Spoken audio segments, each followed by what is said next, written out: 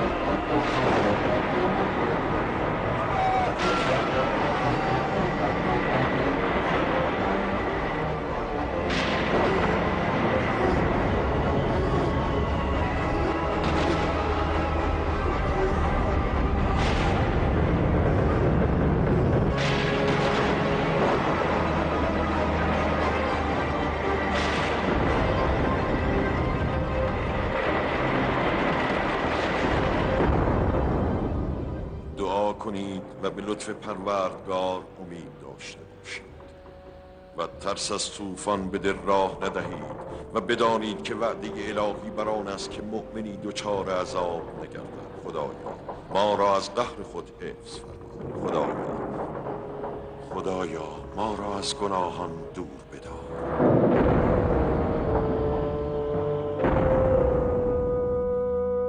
خدایا این قوم نادان را که مؤمنانت را میازارند هدایت فرما.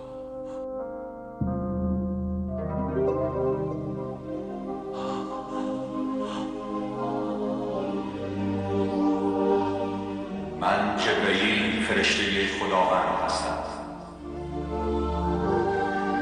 ای نوح برخیز.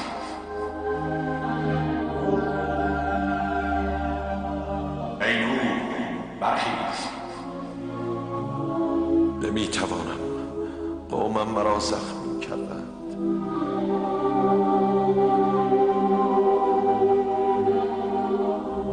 ای نوح برخیز.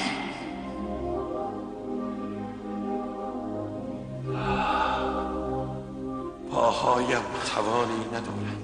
برخیز به نام پروردگار عالم.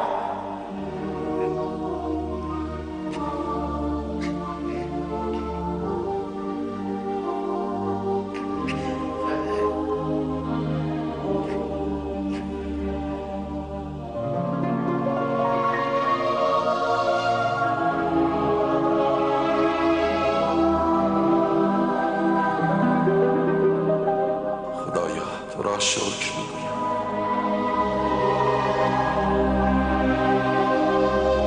ای نوح چرا از قومت دور شده ای؟ آنان مردمی ستمگر و بت پرستند و خون یکتا پرستان مؤمن را میریزند و آنان را میآزارند.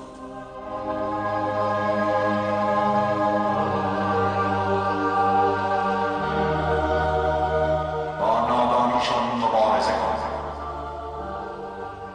اما من قدرتی در برابر آنها ندارم، مرا خواهند کشت. ای نوح به امر پروردگار قدرت به تو داده شد. اینک تو پیامبر و مأمور خداوند بر هدایت مردم عالم هستی. آنها را هدایت کن و به راه راست بازگردان که خداوند ناظر بر اعمال اوست.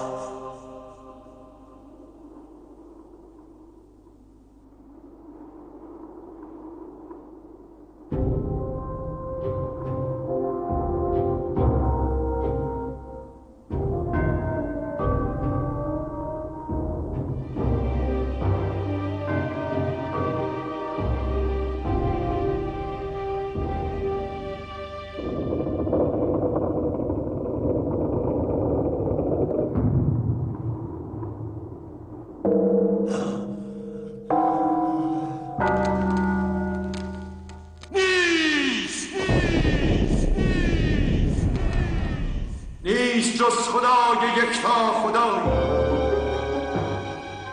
نوح او دیوانه شده. من نوح او فرستاده و بنده خدای یکتاستم که مرا به هدایت شما فرستاده است. پس دست از بت پرستی بردارید که من از عذاب الهی بر شما میترسم. از این مجسمه که میپرستید کاری ساخته نیست. به نام بت‌ها خونش را بریزید.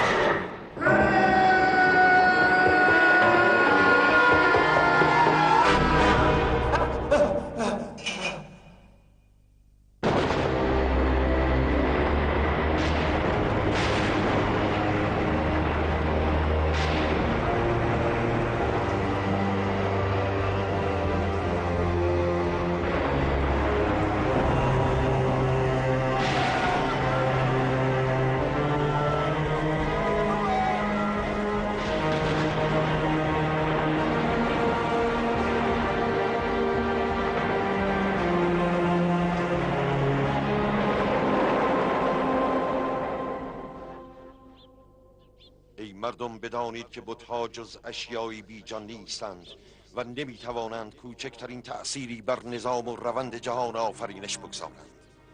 مردم نادان خود خدایشان را میسازند. پس چگونه این ساخته های خیالی میتوانند انسان را آفریده باشند؟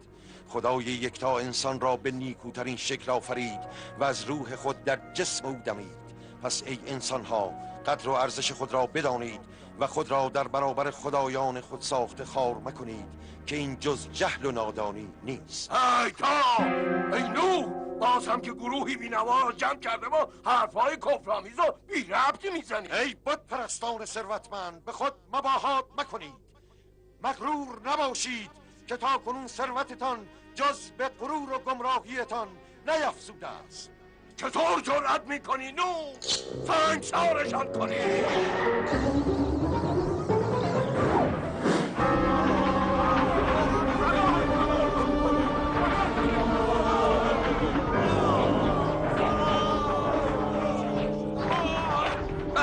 بس کنید ای مردم نادان، بس کنید. پدرم نوح پیامبری راستگو برای شماست. سام پسرم، کجاست آن خدایتان؟ ای نوح، اینک به خدایت بگو عذابش را بیاورد. برویم. ای یاران مؤمن به خدا، از ظلم این مردم نادان نترسید، چرا که اگر امروز آنها شما را میآزارند، روزی پاسخ ظلمشان را خواهند گرفت. پدر، تو موجب سرفکندگی من در میان مردم هستی.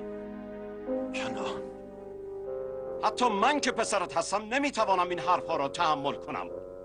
خاموش شو کنعان، از پدر شرم کن. پسرم کنعان، بدان که هر چند فرزند من هستی، اما اگر همچنان در جهل و نادانی بمانی از خشم خدا در امان نخواهی بود. پس با سخن حق لجبازی مکن.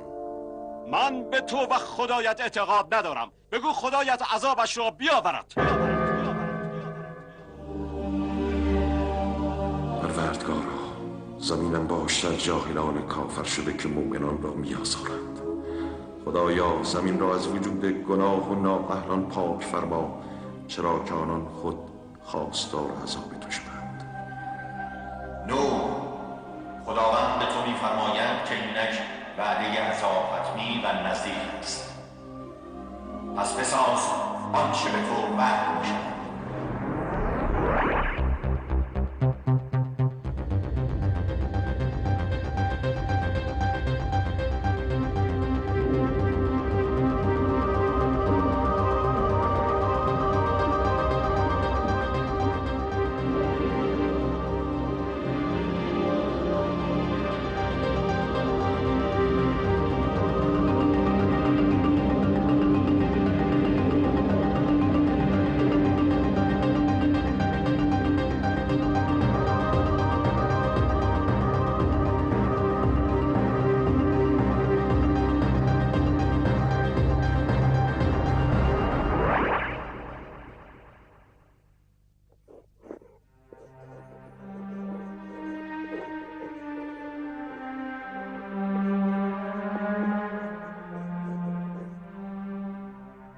خوب بنگرید فرزندان من، این است آنچه خواهیم ساخت.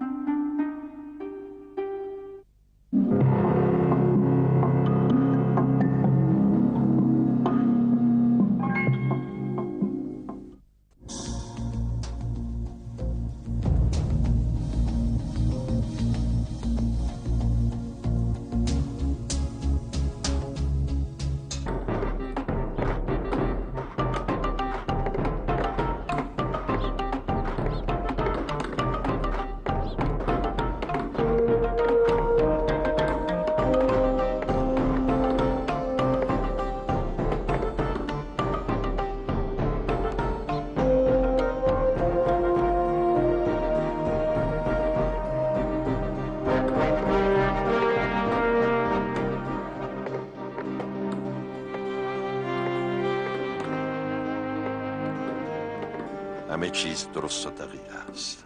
به امید خدا کار ساخت کشتی خوب پیش می رود. ساخت این کشتی بزرگترین کار صنعتگری در تمام تاریخ بشر تاکنون است. اجر مؤمنان در نزد خداوند محفوظ است. پیامبر خدا، فقط حیرت می کنم چرا ابزاری برای هدایت کشتی در نظر نگرفته اید؟ صنعتگر بدان که هدایت این کشتی در طوفانی سهمگین به اراده الهی انجام خواهد شد.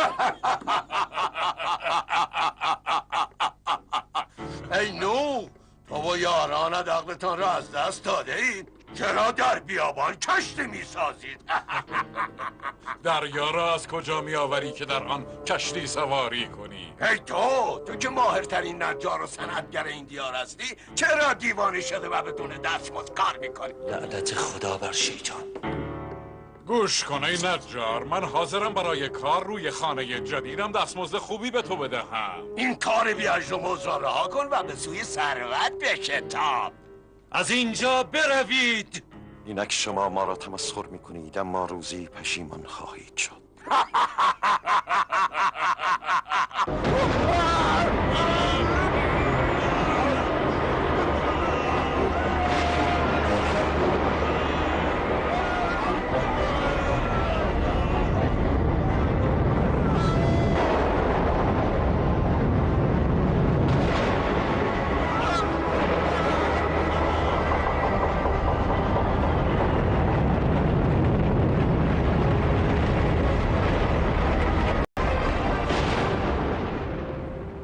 پدر، این طوفان مهیب چه زمان به پایان خواهد رسید؟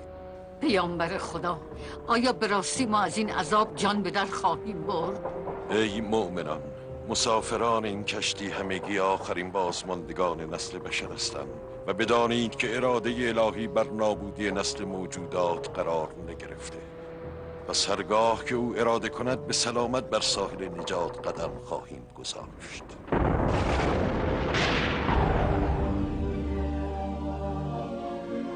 اینک که کار ساخت کشتی را به پایان رسانده اید، از هر موجود زنده جفتی از نر و ماده بردار تا ادامه دهنده نسل خود در زمین باشد و بدان که وعده عذاب بسیار نزدیک است.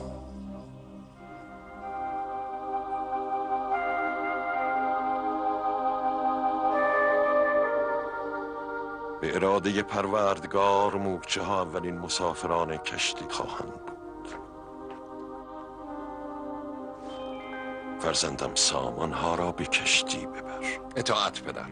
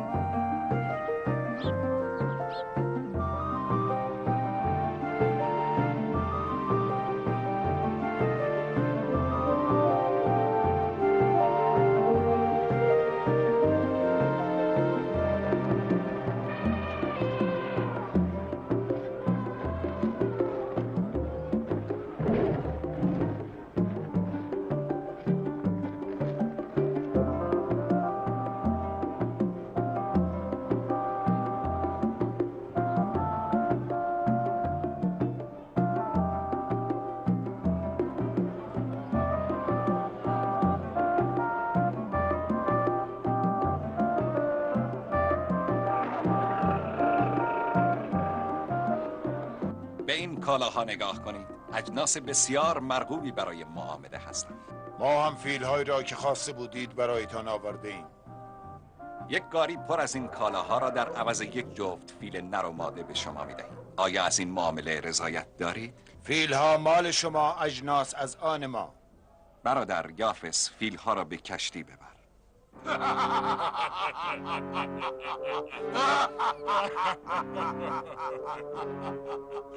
اینم یکی دیگه از کارهای عجیب نوح و یارانش.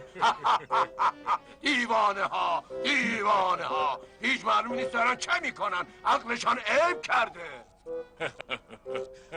اما در هر حال نمایش جالبی به راه انداختن. فیل رام کرده.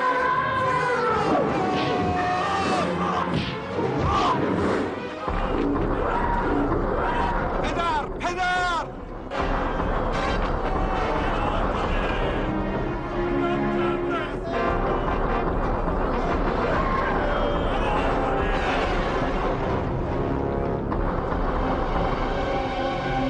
کشته می شود.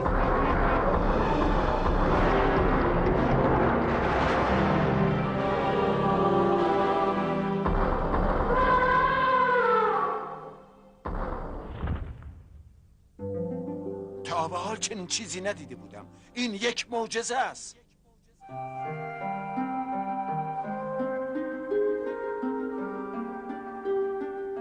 این مرد جادوگر است.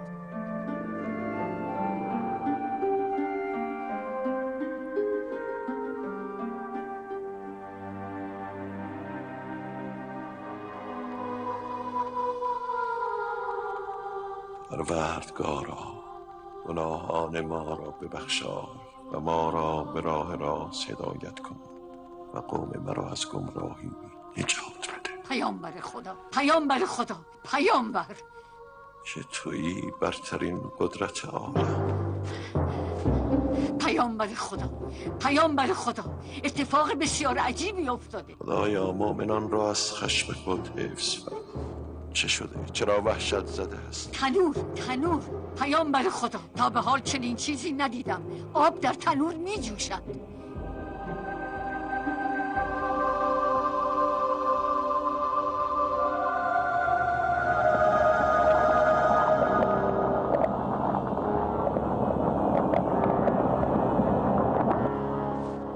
این نشانه نزدیکی زمان وقوع عذاب الهی است. باید مؤمنان را برای سوار شدن به کشتی خبر کنیم. انجام این کار بر عهده توست. اطاعت پدر. من نیز میروم تا برای آخرین بار به کافران هشدار دهم.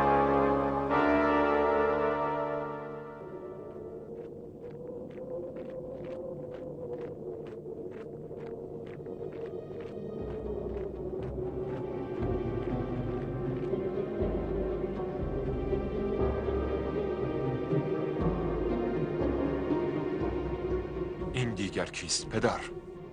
قیافه‌اش آشناست. من نوح هستم، پیامبر خدا. چشمها را ببندید، گوشها را بگیرید. این مرد جادوگر است. حرفهایش سحر می کند. فرار کنید. این نوح هست. درها را ببندید.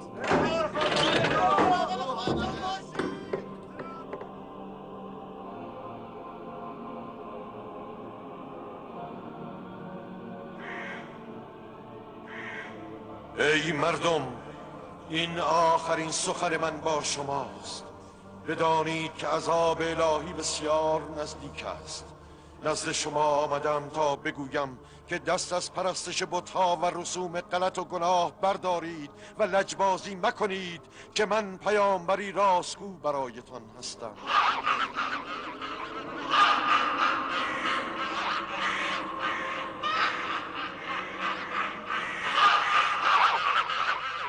لعنت خدا بر شیطان.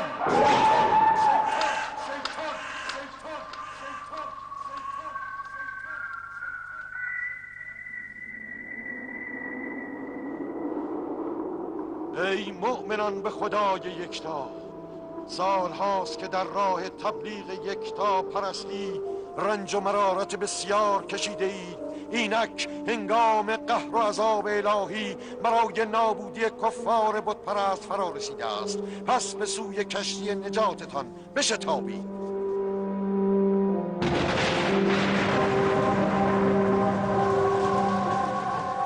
برادران و خواهران، زود باشید سوار کشتی شوید. دیگر بس است پدر. کنعان.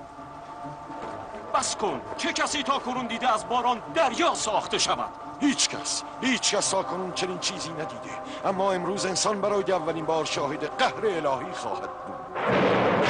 پس تو نیز از گمراهان مباش، ایمان بیاور و با ما همراه شو. فکر میکنی دیوانم پدر؟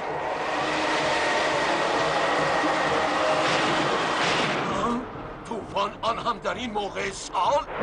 واقعا حیرت آور است. تا کنون چنین چیزی ندیده بودم. این طوفان مرا میترساند.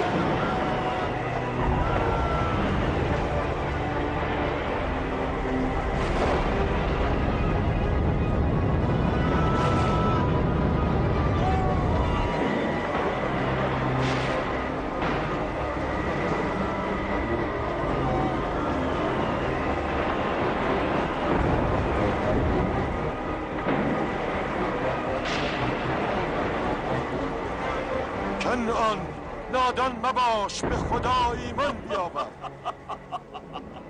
من در بالای این کوه در امان خواهم بود.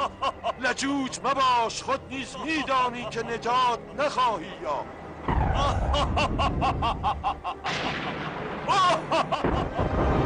من نجات خواهم یافت. من نجات خواهم یافت.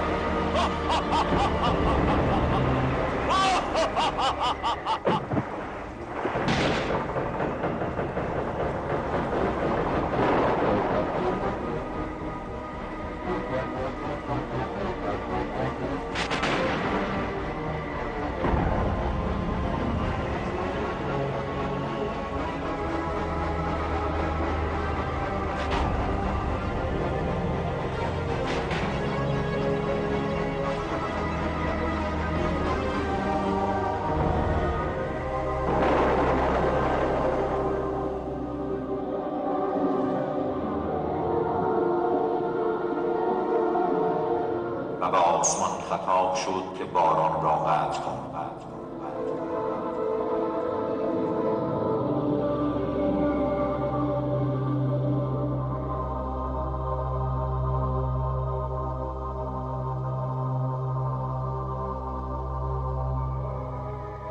و به زمین خطاب شد که آب را فرو بر. و آب به یک لحظه خشک شد و حکم قهر الهی انجام یافت.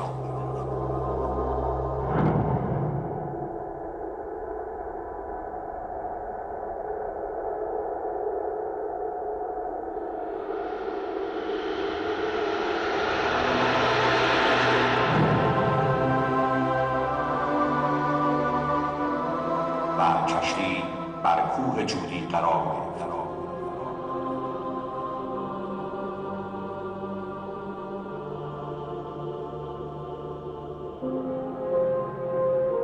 و فرمان هلاک ستمکاران در رسید.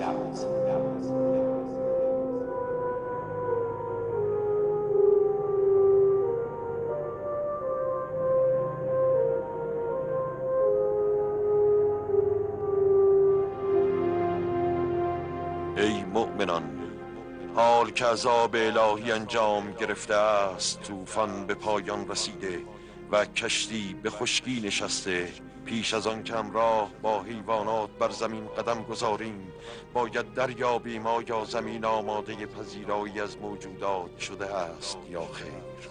2 پرنده را میفرستیم تا پیام آور ما باشند. آنها را بفرست.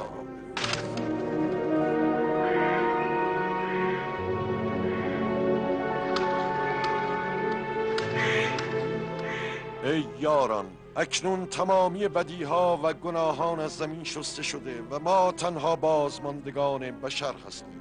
پس باید در زمین خداوند پراکنده شده و راه درست زندگی را در پیش گیریم و نسل انسان را در جهان پراکنده کنیم و به بازماندگان روش صحیح زندگی را بیاموزیم. زمین پاکینک پالایش یافته از مشرکان است، همان گونه که در روز آغاز خداوندان را آفریده بود. آسمان را بنگرید که قاصدمان می آید.